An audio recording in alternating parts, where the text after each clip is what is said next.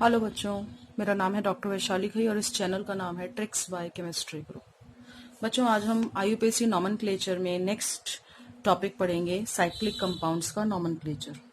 So we have IUPAC name of cyclic compound and here will discuss about certain rules. First rule क्या है उसकी हम बात करेंगे। First rule says that if you are having any organic compound and that organic compound consists of both open chain and closed chain, then in that case what should be principal carbon chain? This is our rule। यानी आपके पास कोई organic compound है और उस organic compound में आपके पास open chain भी है और क्लोज चेन भी, क्योंकि हम साइक्लिक की बात कर रहे हैं तो क्लोज होना तो जरूरी है। तो हम प्रिंसिपल कार्बन चेन किसको लें? सो हमारी प्रायोरिटी होती है जिसपे भी प्रिंसिपल फंक्शनल ग्रुप जुड़ा हुआ है। अगर ये नहीं है तो हम नेक्स्ट देखेंगे जिसमें मल्टीपल बॉन्ड हो और maximum number of multiple bond present हो। अगर ये भी नहीं है तो हम देखेंगे मैक्सिमम लॉन्गेस्ट चेन किसमें है, that means maximum number of carbon atom किसमें। अगर ये भी नहीं है तो हम अगर दोनों में सपोज सेम है, दैट मीन्स ओपन चेन में और क्लोज रिंग में अगर दोनों में same number of carbon atom है तो हमारा जो क्लोज रिंग है उसमें हम बात करेंगे प्रिंसिपल कार्बन चेन की। फॉर एग्जाम्पल, आपके पास एक कंपाउंड है, ये मेरे पास है क्लोज साइक्लिक कंपाउंड जिसमें 5 कार्बन एटम है और मैंने एक रिंग बनाई यहाँ पे, सॉरी ओपन चेन बनाई यहाँ पे, और हमारे पास यहाँ पे 3 कार्बन एटम की चेन है और सपोज यहाँ पे एक फंक्शनल ग्रुप है। सो मैं आपको बता रही हूँ, यहाँ पे नाम नहीं बता रही हूँ, मैं आपको बता रही हूँ प्रिंसिपल कार्बन चेन कौन सा होगा। सो यहाँ अगर आप देखें तो प्रिंसिपल फंक्शनल ग्रुप, इसमें इस रिंग में कोई फंक्शनल ग्रुप नहीं है but this chain has functional group and since it has functional group तो हमारी जो लॉन्गेस्ट चेन हो गई या प्रिंसिपल कार्बन चेन हो गई वो हमारी ये 3 कार्बन की हो गई। So will be having these 3 carbon atoms is the longest chain. एक और एग्जाम्पल देती हूँ। मान लीजिए आपके पास एग्जाम्पल है, एक रिंग है with 3 carbon atoms and we are having 1 2 3 4 से आपके पास 4 कार्बन एटम्स है, but this time functional group is placed on the ring. तो अब हमारी जो प्रिंसिपल कार्बन चेन होगी वो होगी जिसमें हमारे पास फंक्शनल ग्रुप जुड़ा हुआ है। ठीक है, सो इस तरह से आपको ध्यान रखना है। नेक्स्ट एक और एग्जांपल लेते हैं। अगर आपके पास मल्टीपल बॉन्ड हो, ये हमारे पास रिंग है और ये हमारे पास मल्टीपल बॉन्ड है, सो हमारी लॉन्गेस्ट चेन कौन सी होगी जिसमें हमारे पास मल्टीपल बॉन्ड है। सो 1 2 3 ये 3 कार्बन की हमारी लॉन्गेस्ट चेन हो जाएगी। 2 इसमें कार्बन एटम्स ज्यादा हैं बट जिसमें मल्टीपल बॉन्ड हो और ज्यादा मल्टीपल बॉन्ड हो, that will be our principal carbon chain. ठीक है, अब एक एग्जाम्पल जिसमें रिंग में मल्टीपल बॉन्ड आ रहे हैं। मान लीजिए आपके पास रिंग है और यहाँ मल्टीपल बॉन्ड है और यहाँ मल्टीपल बॉन्ड है और साथ में आपके पास लॉन्गेस्ट चेन है with any number of carbon atom, but this time principal carbon chain हो जाएगी आपकी ये वाली। So this will be our principal carbon chain।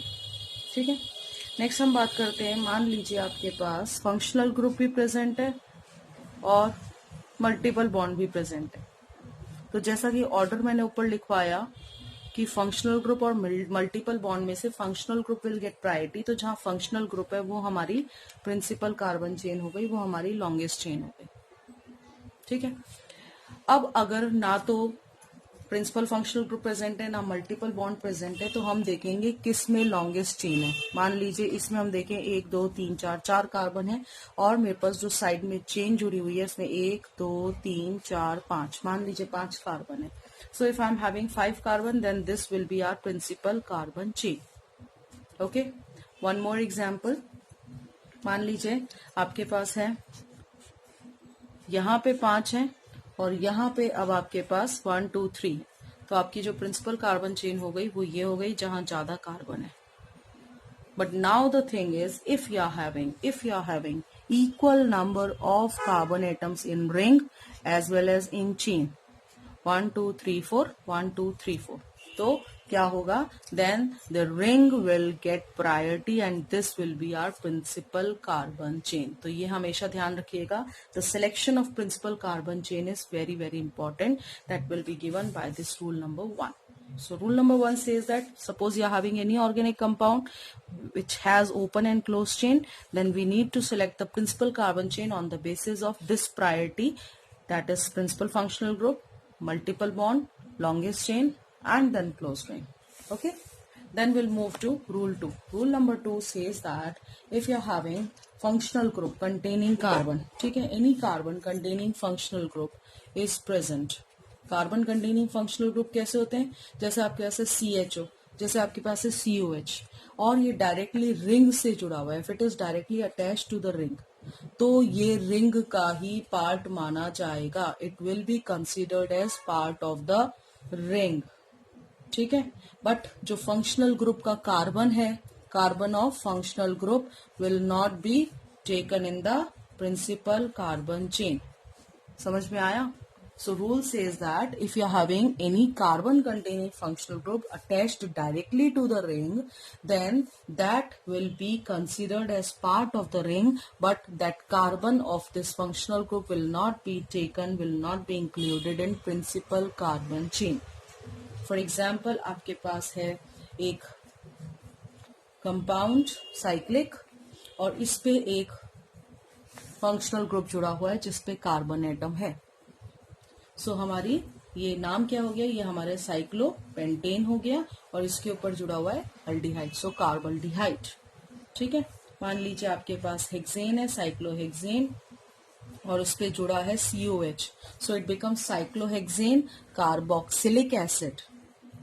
अगर आपके पास मान लीजिए CN ग्रुप जुड़ा हुआ है, देन इट इज साइक्लोहेक्सेन और इसका नाम है carbonitrile.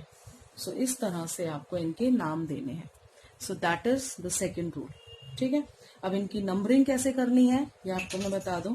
So how to go for numbering. So third rule on the basis of और in terms of numbering. So numbering बिल्कुल एज यूजुअल होगी जैसा हम पहले पढ़ते आए हैं. दैट मीन्स कि जो भी हमारा, अगर हमारी रिंग है तो उस रिंग के आगे जो हम प्रीफिक्स यूज करेंगे वो होगा साइक्लो.